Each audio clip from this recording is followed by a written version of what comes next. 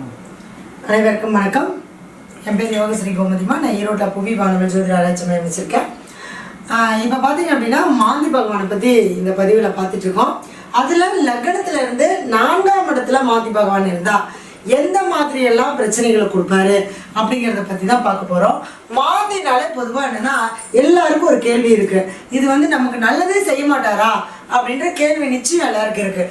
நல்லது செய்வார். எப்போ செய்வார்னா நம்மளுடைய அந்த சாபத்தை நிவர்த்தி பண்ணும்போது கண்டிப்பாக நம்மளுக்கு என்ன பண்ணுவாருங்க, நல்லதை செஞ்சு கொடுப்பாரு. சரிங்களா? அப்போ இந்த 4ஆம் இடத்துல இருக்கக்கூடிய மாந்தி என்ன பண்ணுவார் அப்படின்னா, இந்த சொத்து அப்படிங்கிற ஒரு விஷயத்துல நமக்கு முதல்ல பாதிப்பு கொடுப்பாரு. அடுத்தது தாயாருக்கு வேதனையை கொடுப்பாரு. நம்ம பிறந்த ஜாதகத்துல 4ஆம் இடத்துல மாந்தி இருந்ததுன்னா முதல்ல தாயாருக்கு தான் நிம்மதி இல்லாத ஒரு வாழ்க்கையை கொடுப்பாரு.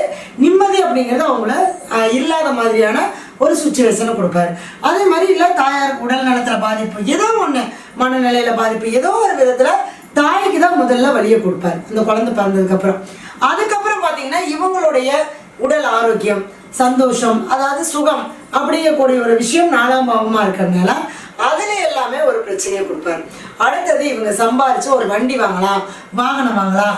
அப்படிங்கிறப்ப அந்த வண்டி வாகனங்கள் என்னதான் இருந்தாலுமே கூட அது ஒரு சில நேரங்கள்ல இவங்களுக்கு பயன்படாம போயிடும். அந்த வண்டி வாகனம் வாங்குறதுல ஒரு போராட்டத்தை கொடுப்பாரு. அதே மாதிரி மீறி வாங்கினாலுமே அப்பப்போ அது விபத்துக்குள்ளாகிறது, அல்லது ஏதோ ஒரு விஷயத்துல அந்த வண்டிக்கு நம்ம செலவு பண்ணிட்டே இருக்கிற மாதிரியான விஷயங்களை கொடுப்பாரு. அடுத்தது எப்போ எதில் கை வைப்பாருன்னா சுய சொத்து, அடுத்தது வீடு. அப்போ இவர் ஒரு வீடு அப்படின்னா, வீடு அப்படிங்கிறது இவருக்கு எப்போ அமையும், இவருக்கு ஒரு குடும்பம் அமைஞ்சாதான் இவருக்குன்னு ஒரு தனியான வீடு. இப்போ அது பெண்ணாக இருந்தாலும் சரி, ஆணாக இருந்தாலும் சரி, அப்போ அந்த வீடு அப்படிங்கிறது இவருக்கு ஒரு மன நிம்மதி இல்லாத ஒரு தன்மையை கொடுக்கும். அப்போ அந்த வீடு அமையறதுக்கு, அதாவது குடும்பம் அமையறதுக்கு, இந்த சுகஸ்தானம் கிடைக்கிறதுக்கு கொஞ்சம் பாதிப்புகளை கொடுப்பாரு. அது தசாபுத்தி நல்லா இருந்தால் திருமணத்தை பண்ணி வச்சிருவார். ஆனால் அந்த சுகம் அப்படிங்கிற ஒரு விஷயத்துல இவங்களுக்கு ஒரு பாதிப்பு இருக்கும். எப்படின்னா எல்லாம் இருக்கும், இவரால் வீட்டில் இருக்க முடியாது. எல்லாம் இருக்கும், மனைவி இருக்கும், குழந்தைங்க இருப்பாங்க, வீட்டில் எல்லாரும் இருக்கும். ஆனால் இவர் வீட்டில் இருந்து அதை அனுபவிக்க முடியாது. இவர் எப்போ பார்த்தாலும் வெளியே தான் இருப்பார். தொழிலுக்காக இருக்கலாம், இல்லை ஏதோ ஒரு விஷயத்துல அந்த மாதிரியான பிரச்சனைகளை கண்டிப்பாக கொடுக்கும். சரிங்களா?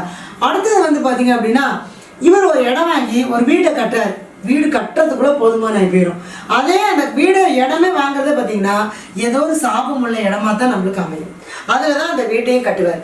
அந்த வீட்டை கட்டி முடிச்சதுக்கு அப்புறம் அந்த வீட்டுக்குள்ள ஒரு நிம்மதி அப்படிங்கிறதே இல்லாமல் போயிடும். மன கஷ்டம், போராட்டம், பண கஷ்டம், ஏதோ ஒன்று அந்த வீட்டுக்குள்ள இருந்துக்கிட்டே இருக்கும். அப்போ ஏண்டா நமக்கு அது இப்போ இதெல்லாம் இருக்கிறது, இதை எப்போ பாதிக்கும்னா, வீடெல்லாம் கட்டி நான் 1 வருஷம் 2 வருஷம் நல்லா தாங்க இருந்தேன், அதுக்கப்புறம் தாங்க எனக்கு பிரச்சனை வந்துடும். அப்போ 4ஆம் இடத்துல மாந்தி இருந்தால் எனக்கு வீடு கட்டையிலேயே பிரச்சனையா இருக்கணும் இல்லை, கிடையாது. அந்த மாந்தி எந்த நட்சத்திரத்தில் நிற்கிறாரோ அந்த நட்சத்திர கிரகம் உங்களுடைய ஜாதகத்துல தசாபுத்தி நடத்தும் போது கண்டிப்பா பாதிப்பு கொடுப்பாரு.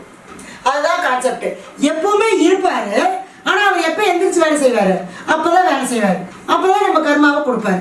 அப்ப இதுக்கு நம்ம என்ன பண்ணணும்னா அவங்களுடைய சுய ஜாதகத்தை ஆய்வு பண்ணி மாந்தி நிற்கக்கூடிய நட்சத்திரம் அது என்ன சாபம் வாங்கியிருக்கு அப்படிங்கிறத பார்த்து தான் நமக்கு என்ன பண்ணணும்னு இந்த மாந்தி சாபத்தை நம்ம நிவர்த்தி பண்ணணும். இப்ப நான் பொதுவா ஒரு காமனா ஒரு விஷயம் சொல்றேன், அதை முதல்ல நீங்க செஞ்சீங்கன்னா தான் நம்மளுடைய கர்மாவை தீர்க்கறதுக்காவது ஒரு வழி பிறக்கும், நமக்கு ஒரு நல்ல ஒரு வழிகாட்டுதலாவது நமக்கு கிடைக்கும். சரிங்களா? இப்போ என்ன பண்ணணும் அப்படின்னு கேட்டீங்கன்னா, அதாவது ஒரு மயானத்துக்கு, ஒரு இடுகாட்டுக்கு நீங்க போயிட்டு இந்த மாந்தி என்ன நட்சத்திரத்தில் நிற்கிறோ அந்த நட்சத்திரத்தன்னைக்கு இங்க 4ஆம் பாவமா இருக்கனால உங்களுடைய அம்மாவை கூட்டிட்டு போங்க. ஏன்னா 4ல மாந்தி இருந்தால் இது தாய் வழியில வந்த கர்ம வினைன்னு சொல்லுவோம். அது எந்த பாவத்தில் இருக்கோ அது சம்மந்தப்பட்ட பிரச்சனையை கண்டிப்பாக கொடுக்கும்.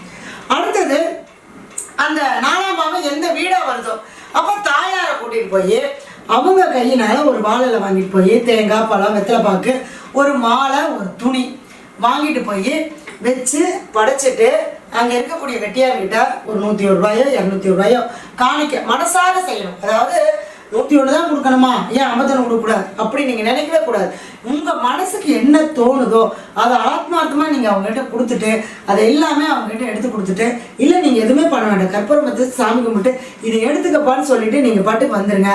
வரும்போது என்னென்னா திரும்பி பார்க்காம வரணும். போகும்போது வெறுங்கால தான் போகணும், செருப்பு போட்டு போகக்கூடாது. உங்களுடைய பாதம் அந்த இடத்துல முழுசா படணும், உங்களுடைய கை 2 கையும் அந்த மண்ணில் படணும் தொட்டு கும்பிடும்போது. அப்போ இதெல்லாம் நீங்கள் வந்து உணர்ந்து ஆத்மார்த்தமாக செஞ்சுட்டு வந்தீங்கன்னா நிச்சயமாக உங்களுக்கு அந்த 4ஆம் இடத்துல இருக்கக்கூடிய மாந்தி பகவான் உங்களுக்கு அந்த வீட்டில் அப்படிங்கக்கூடிய ஒரு விஷயத்தில் நிம்மதியும் சந்தோஷத்தையும் கொடுப்பார். நம்பிக்கையோடு செய்யுங்க, நல்லதே நடக்கும். நன்றி, வாழ்க வளமுடன்.